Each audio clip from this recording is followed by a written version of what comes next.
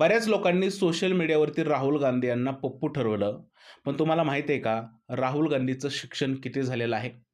1989 मध्ये राहुल गांधी यांनी बोर्डातून त्यांचं शालेय शिक्षण पूर्ण केलं.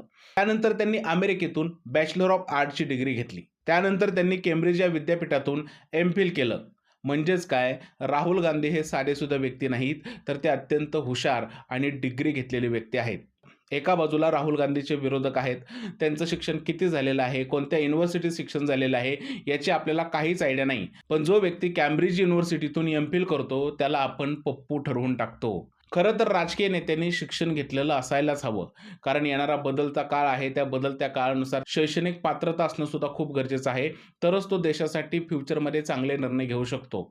जर का एखादा अडाणी माणूस तुम्ही एखाद्या मोठ्या पदावर बसवला, तर तो स्वतःच हुशार नाहीये, तर त्याला कुणीही उल्लू बनवू शकतं. भारतीय राजकारणामध्ये राहुल गांधीसारख्या क्वालिफाईड नेत्याची आवश्यकता आहे.